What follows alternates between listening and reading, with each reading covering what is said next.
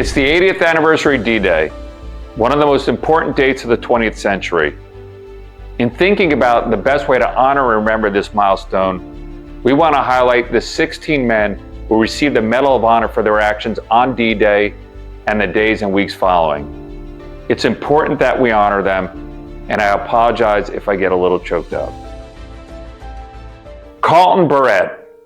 Like so many men of the day, Carlton dropped out of high school to enlist in the Army. He wasn't the biggest guy. He stood 5'4", weighed 125 pounds, but he fought with distinction in both North Africa and Sicily with the 1st Infantry Division. Private Barrett was on Omaha Beach D-Day morning. His landing craft dropped him and several other soldiers into neck-deep waters where they immediately faced a storm of enemy fire while trying to wade ashore. An excellent swimmer, Barrett risked his life several times swimming out to the landing craft and saved panicking soldiers from drowning, by some accounts up to 6 trips. But his heroics didn't end there. Despite being severely wounded, he carried important dispatches across the fire-swept beach, calmed shocked men, and tended to the wounded. Carlton Barrett survived the war, and after returning stateside, he re-enlisted in the Army in 1947 and would go on to serve with distinction for 2 more decades. In 1984, his right leg was amputated as a result of his D-Day injuries. He died several years later. He was small in stature, but huge in heart. Carlton Barrett. John Butts. 2nd Lieutenant John Butts was one of 5 brothers to serve in World War II. He saw action in both North Africa and Sicily and was assigned platoon leader in the 9th Infantry Division. Butts was wounded on June 14th and again on June 16th, but both times he refused medical attention so that he could continue to lead his men. On June 23rd, he led his unit against a German stronghold on a key hill, ordering his men to attack from the side while he charged directly up the hill on his own to draw fire away from the unit. Butts was hit twice but kept going. He was less than 30 feet from a machine gun nest before he was hit for the last time fatally. Taking advantage of Lieutenant Butts' distraction, his men took the hill. He was awarded the Medal of Honor posthumously for his selflessness and bravery.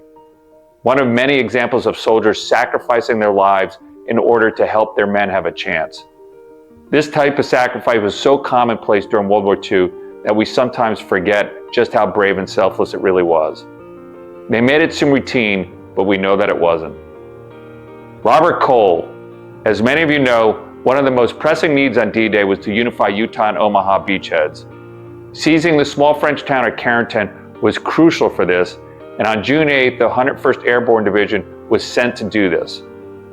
Enter Lieutenant Colonel Robert Cole, commander of the 3rd Battalion of the 502nd Parachute Infantry Regiment of the 101st Airborne, who was tasked with securing Carlton. On the afternoon of June 10th, Cole led 400 men of his battalion single file down a long exposed causeway towards Carlton, which became known as Purple Heart Lane. It was essentially a shooting gallery, and they suffered massive casualties as they inched towards their goal. His unit barely survived the night, and when artillery fire failed to knock out German fire, Cole ordered a go-for-broke bayonet charge, which he personally led. At first, only a handful of men followed him, but soon the entire battalion was bayonet charging, forcing the Germans into a retreat. It became known as Cole's Charge, and though it proved costly, it helped with the capture of Carlton on June 12th, of course with that huge assist from Easy Company of Branda Brothers fame. Cole would be nominated for the Medal of Honor for his bayonet charge, but sadly he wouldn't live to see it. During Operation Market Garden, Cole was killed by a German sniper while putting down some identification panels for air support, a dangerous job he insisted on doing himself. Robert Cole died the way he lived, by leading his men. Arthur DeFranzo. Art DeFranzo enlisted in the Army in 1940 straight out of high school and served in the 1st Infantry Division, better known as the Big Red One. He saw all sorts of action leading up to D-Day, including the invasion of North Africa, as well as the invasion of Sicily. He was a hardened veteran by D-Day, no doubt about it. The 1st Infantry Division was among the first wave of troops that stormed ashore at Omaha Beach, and as many of you know, they took massive casualties in the first few hours of the assault, but they managed to secure the beachhead by day's end.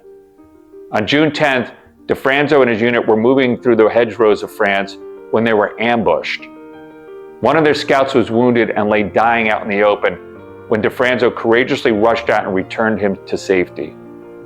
DeFranzo was hit but refused aid and again re-entered the open field to take out 2 German machine gunners. Amazing. He was hit again but kept advancing, taking out more machine gun nests with grenades and clearing the way for his company's advance with a minimum of casualties. He was hit yet again and finally succumbed, but not after saving innumerable lives that day. He had 3 brothers in the war, and all would survive to keep his memory alive. What an extraordinary man, Arthur DeFranzo. Charles DeGlopper. Charles DeGlopper joined the Army in 1942 upon graduating from high school. Detecting a pattern here, by the way? As part of the 82nd Airborne, he saw extensive action in North Africa, Sicily, and Italy before D-Day. 3 days into the D-Day invasion, DeGlopper landed behind enemy lines with orders to take La Fière Bridge. His platoon was soon cut off from the rest of the battalion and under withering German fire. To give his platoon a chance to escape, PFC DeGlopper jumped into the middle of the road and took a stand with a heavy automatic rifle, deliberately drawing enemy fire on himself. And even after being shot twice, DeGlopper continued to fire on German positions until his platoon escaped to rejoin the rest of the battalion. I mean, that's badass stuff. He willingly and knowingly sacrificed himself in order to make sure that the rest of his platoon survived. Truly unbelievable. Charles DeGlopper was the only soldier from the Glider Infantry Regiment to receive the Medal of Honor, and he was also the only man from the 82nd Airborne to receive it for action during Normandy. Pretty amazing, given how heroically the 82nd Airborne performed. Walter Ehlers. Walter Ehlers followed his big brother Roland into the Army, enlisting in 1940 prior to Pearl Harbor. Underage, he needed his parents' permission, which he got, with the condition from his mother that he be a, quote, good Christian soldier. Both brothers are part of the 1st Infantry Division, again, the Big Red One. We're going to see a lot of that today, and saw intense action in North Africa and Sicily before returning to England to prep for D-Day. They were forced to split up, and sadly, Roland would die in the early morning hours on Omaha Beach, something that Walter wouldn't learn about till weeks later. Walter was more fortunate, surviving the D-Day landings. His unit fought their way off the beach, and by June 9th, they were near the town of Goville, 8 miles inland. On that day, he led his unit's attack against German forces and single-handedly defeated several machine gun bunkers. The next day, his platoon came under heavy fire. Ehlers was wounded, but managed to cover the platoon's withdrawal. This included carrying a wounded man to safety and running back through enemy fire to retrieve his Browning automatic rifle. After treatment of his wounds, Ehlers refused to be evacuated and continued to lead his squad. Ehlers was wounded again fighting at Saint-Lô and later again in the Hürtgen Forest. It was during a train ride to rejoin his outfit that Ehlers learned that he had been awarded the Medal of Honor. After 30 days leave of the United States, Ehlers returned to Europe in time to join the fighting in the Rhine River Valley in March of 45. I mean, truly amazing. He suffered 2 more wounds before finally being discharged in the summer of 45. When he returned home, he told his mom he had kept his promise and that he had fought honorably for God and country. Ehlers lived to be 92 years old. God bless him. Joe Gandara. Joe Gandara was the son of Mexican immigrants and quit high school to enlist in the United States Army. He was a member of the 82nd Airborne and was part of combat operations in coastal France on June 9. On that day, Private Gandara's detachment came under unrelenting German fire, pinning the men to the ground for 4 hours. Private Gandara voluntarily advanced alone towards the enemy position, firing his machine gun from his hip as he moved forward and destroyed 3 hostile machine guns before he was fatally wounded. I could only imagine how that looked, like something out of a movie, the guy shooting from the hip. What a complete and total badass this hero was. Joe Gandara is another hero who selflessly and willingly sacrificed his own life in order to give his men a better chance at making it out. I mean, I don't even know what to say about this. What a hero. Originally awarded the Distinguished Service Cross, it was upgraded to the Medal of Honor in 2014 as part of the Defense Department's review of Medal of Honor awards from World War II, Korea, and Vietnam to root out any ethnic bias. Though it took 6 decades, the Defense Department got it right. Joe's sacrifice for his men and country was in keeping with the greatest tradition of the Medal of Honor. John Bud Hawk. Bud Hawk enlisted in the Army straight out of high school, again another guy, and by 1944 was serving as a sergeant in the 90th Infantry Division in France. By August, the Germans were surrounded in an area known as the Falaise Pocket and were desperately trying to break out. On August 20, Bud Hawk was commanding a machine gun squad with the mission of preventing the Germans from escaping the encirclement. German tanks and infantry were rolling his way, and Hawk's gunners were outnumbered, and they soon lost 2 of their guns. The young sergeant took cover behind a tree but was hit. Even so, he managed to hold off the onslaught practically single-handedly with a bazooka, and during a brief lonely action was able to fix the other machine guns and reorganize his men for a counterattack. Truly staggering. The German attack soon resumed. By this point, 2 American tank destroyers had been brought up, but they couldn't see through the tree.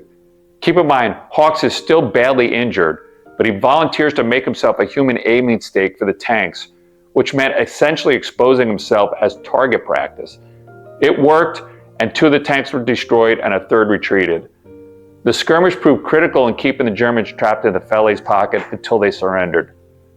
When he received the Medal of Honor a year later, President Harry Truman made the rare move of traveling to Hawks in Washington State to present it at the state's Capitol steps.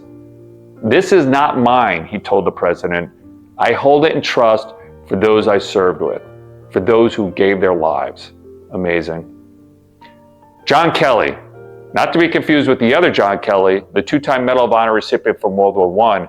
This John Kelly was serving as a corporal in the 79th Infantry Division near Fort de Roule, France, on June 25th, when his unit was pinned down by enemy machine gun fire from a deeply entrenched, heavily fortified position.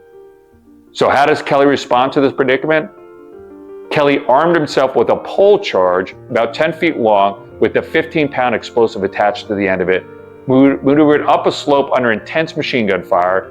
He placed the charge at the base of a fortified gun position, then retreated to safety. Unfortunately, the resulting blast was ineffective, doing little damage. So what does Kelly do? He volunteers for his 2nd attempt. I mean, talk about guts and determination. He made the treacherous climb a 2nd time, planted another charge, then made his escape. The 2nd blast blew up the machine guns guarding the front entrance, but Kelly wasn't done yet. He goes up a 3rd time, and this time he plants an explosive charge at the strong point's rear entrance. Kelly blows that up, and the survivors come out and surrender. Truly staggering how determined he was to eliminate this German stronghold. Sadly, he was awarded the Medal of Honor posthumously as he died 5 months later in battle after being promoted to technical sergeant. A true leader among men. Jimmy Monteith.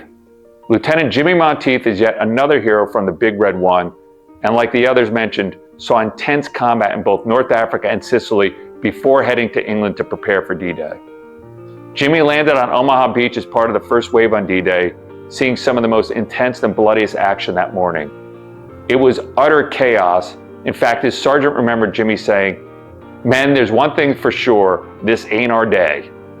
Nonetheless, disregarding his own safety, like so many of these heroes did, he organized his men through the chaos and led an assault through the exposed terrain to get to the safety of a cliff.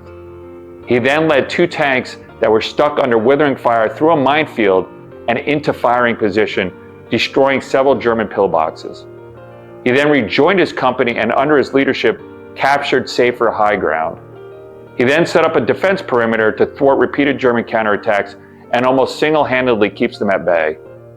He repeatedly crisscrossed 300 yards of open terrain to resupply their position until he was fatally killed by a German sniper. What an amazing man. How impressive was Lieutenant Jimmy Monteith that day? Both Dwight Eisenhower and Omar Bradley put him forward for the Medal of Honor, the only time that ever happened. I must say, this looks like a Medal of Honor to me, Ike wrote to his chief of staff. This man was good. Amen, Ike. Jimmy Monteith was good. Carlos Ogden. Carlos Ogden was a 3-sport star in high school when he enlisted and eventually attended officer candidate school. First Lieutenant Ogden and his company were guarding the approaches to Cherbourg, France on June 25th when they were suddenly pinned down by a German 88mm gun and 2 machine guns. Ogden armed himself with a rifle, grenade launcher, and hand grenades, and advanced alone up a slope under heavy fire to knock it out. A bullet struck him in the head and knocked him down, but Ogden somehow continued his advance and knocked out the guns with a grenade, and again is wounded. The guy sort of reminds me of Matt Urban. The personal bravery is just astonishing. Thankfully, he would go on to survive the war and become an outstanding civic and business leader, including a stint as the head of California's Selective Service Board, appointed by Governor Ronald Reagan. If you're ever at Arlington National Cemetery, look up his headstone. What an amazing individual. Frank Peregory. Technical Sergeant Frank Peregory dropped out of high school when he was 15 to help his father raise his 7 siblings after his mother died. He then lied about his age to join the Virginia National Guard. So you already know what type of stand-up guy he is. Like Jimmy Monteith, Frank was among the first wave to hit Omaha Beach in the early hours and saw the brunt of some of the most difficult and bloodiest action. After 2 days of intense fighting, his unit had fought its way to Grand Camp, where the Germans controlled the high ground above the town. Opening fire on the advancing Americans, they inflicted heavy casualties. American tank and artillery support proved ineffective until Peregory took matters into his own hands. Moving up the hill on his own under intense fire, Peregory spotted a trench leading towards the main positions, jumped in it, and advances until running into a squad of German soldiers. Using a bayonet and hand grenades, Peregory kills 8 and forces the other 3 to surrender. Truly amazing. Moving further along the trench, he forced 32 more German soldiers to surrender. His fearlessness and exploits opened the way for an American advance to secure the town. I mean, just staggering. Sadly, while fighting in the hedgerows 6 days later, Peregory was killed in combat. The road leading to Virginia National Guard Armory in Charlottesville is named appropriately Peregory Lane. John Pinder. John Pinder was a well-regarded right-handed pitcher working his way through the minor league system, surely to be a big leaguer someday, when he put it on hold like so many other professional athletes and enlisted immediately following Pearl Harbor. Like many of the guys we've discussed today, Pinder also fought with the Big Red One in Africa and Sicily, and then traveled to England to prepare for D-Day. Technical Sergeant Pinder had obtained the rank of Technician 5th grade and was in charge of his unit's communications equipment, a very important role, especially in those early hours when things were so chaotic. On Omaha Beach, he carried the heavy equipment through the surf, but was shot as he weighed ashore. Pinder refused medical treatment and continued on to secure his equipment. He then went back into the surf 3 times to salvage other communications equipment. On his 3rd and last trip, Pinder was shot again, yet still refused medical aid. He continued to set up a communication station, but was shot a 3rd time, unfortunately fatally. He died on D-Day, which also happened to be his birthday. We have a longer video coming out called Baseball Players at War, and I go into much more detail about this amazing man. We're familiar with so many of the major leaguers who fought in the war, guys like Ted Williams and Bob Feller, Yogi Berra, Warren Spahn, the list is endless. But few know about John Pinder, who was the only baseball player to receive the Medal of Honor and would likely have been a pitching star if he lived. Teddy Roosevelt Jr. Brigadier General Teddy Roosevelt is surely an interesting case and probably requires a longer video. We could do a whole hour on Teddy and his colorful and busy life. Look, there's no doubt that being President Roosevelt's oldest son had something to do with this. If he wasn't a Roosevelt, I'm not sure he would have received the Medal of Honor. But it's important to keep in mind that he was both the oldest man and the only general to storm the beaches of Normandy among the first wave. It's also important to keep in mind that he served previously in World War I and during World War II, and had gained a reputation for leading from the front during the North African and Sicily campaigns. In fact, Patton himself said Teddy Roosevelt Jr. was one of the bravest men he had ever seen. It's also worth noting that Roosevelt wasn't slated to be part of the D-Day invasion, but he pestered his superiors until he was allowed to lead the 8th Infantry Regiment and the 70th Tank Battalion onto Utah Beach. Roosevelt's unit landed a mile from their target beach, for which he famously said, "Then we'll start the war from right here." And he moved inland to engage the enemy from the rear. He essentially acted as a cheerleader that morning, keeping morale high, encouraging the men, moving them from one location to another, rallying the troops. There's no doubt that, as the only general among the first wave, he contributed to establishing the early beachhead. Recommended for the Distinguished Service Cross, It was upgraded to the Medal of Honor after Roosevelt died of a heart attack in France a month after D-Day. Again, this is an unusual situation, but rather than dwell on the politics of it, I'd rather just remember Teddy for the heroic and selfless leader that he was. He didn't have to seek the most dangerous assignments at age 56, but he did. The guy truly loved his country and was as brave gets. Matt Urban. Matt Urban is one of my favorites. If you're a regular to this channel, you know we've done a bunch of shorts and even a longer video on Matt. Link in the description box below. But definitely check it out. He was truly an amazing man. Urban is actually the second most decorated man of World War II after Audie Murphy and received an astonishing 7 Purple Hearts during the war, the most of anyone. The Germans actually had a nickname for him, the Ghost, because every time they thought he was dead, he reappeared. His actual Medal of Honor citation may be the longest in history. If you have a chance, Google it and look it up. It's about triple the length of the usual citation, and even that doesn't do it justice. The guy was a one-man wrecking crew. You really have to watch my longer video to get a sense of how special Matt Urban really was. But to quickly summarize it, during the initial landings on D-Day, he broke his leg, yet mounted a tank and led an assault. A week later, he destroyed 2 German Panzer tanks with a bazooka while being severely wounded.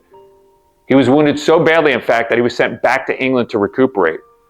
But when he learns that his unit is stuck in the hedgerows at Saint-Lô, Matt Urban decides to break out of the hospital, stow away on a troop transport, and then literally hitchhikes his way to Saint-Lô, where he rejoins his unit just in time to single-handedly drive an abandoned tank into a German unit and lead the counteroffensive.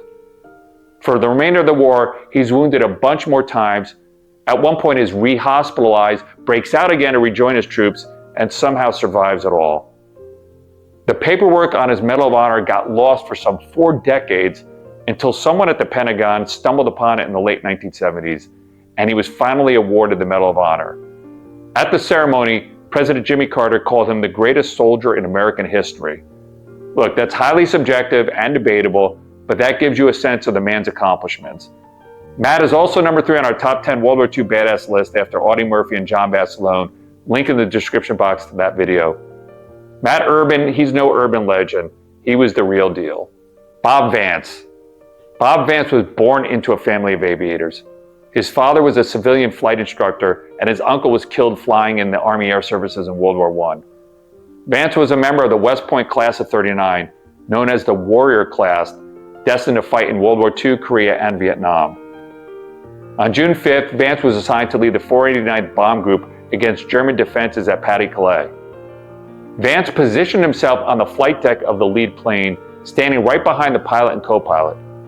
Unfortunately, the first pass over the target had a failed bomb drop, so they made a second run, and the bomber sustained heavy damage that continued on. Anti-aircraft fire wounded 4 crew members, knocked out 3 of the 4 engines, and one of the bombs failed to release. Shrapnel from another flak blast then killed the pilot, wounded severely the co-pilot, and almost severed off Vance's right foot. The wounded co-pilot somehow managed to bring the bomber into a steep glide to prevent a deadly stall, while Vance, in excruciating pain mind you, assisted in feathering the propellers to shut down the 4th engine in order to glide the crippled bomber. I mean, can you imagine this? Nearing the English coast, Vance knew his B-24 was too damaged to land safely and ordered the crew to bail out. With the injured radio operator still aboard the aircraft, Vance decided to ditch in the English Channel. It was a rough ditching and landing, but miraculously they both managed to survive. Hospitalized for nearly 2 months, Vance was sent back to the States on a C-54 for additional treatment and to be fitted for a prosthetic leg. On June 26th, between Iceland and Newfoundland, the C-54 disappeared into the Atlantic Ocean. Vance's Medal of Honor was confirmed on January 4th, 1945. His widow, Georgette, requested the ceremony be delayed until his daughter was old enough to remember the ceremony and to be presented her father's medal. Truly heartbreaking. And finally, Hulon Whittington. Hulon Whittington enlisted in the Army in 1940 and participated in the invasions of North Africa, Sicily, and was awarded the Silver Star, the Bronze Star, and the Purple Heart, all prior to D-Day. Whittington was with the 41st Armored Infantry on July 29th near Grimsnil when a fierce German attack began around midnight and quickly overran some outposts. Sergeant Whittington reorganized the defenses and, under fire, crawled between gun positions to check the actions of his men. When the Germans attempted to penetrate a roadblock he had organized, Whittington disregarded the machine gun fire, mounted a tank, and by shouting through the turret, directed it into position to fire point blank at the lead German tank. The destruction of this tank blocked all movements of the remaining column, consisting of over 100 panzers, by the way. The blocked tanks were then destroyed and the Germans captured. And if that wasn't enough, when their medic was killed, Sergeant Whittington personally administered first aid to his wounded men. After receiving the Medal of Honor in 1945, Whittington remained in the Army for the next 20 years, even serving a brief tour of duty during Vietnam, where he suffered a heart attack. He died a few years later at age 47 and was laid to rest at Arlington National Cemetery. God bless these amazing heroes. I hope you enjoyed this video. What a truly extraordinary group of men worthy of the Medal of Honor. Till next time, I'm Nick Ragone.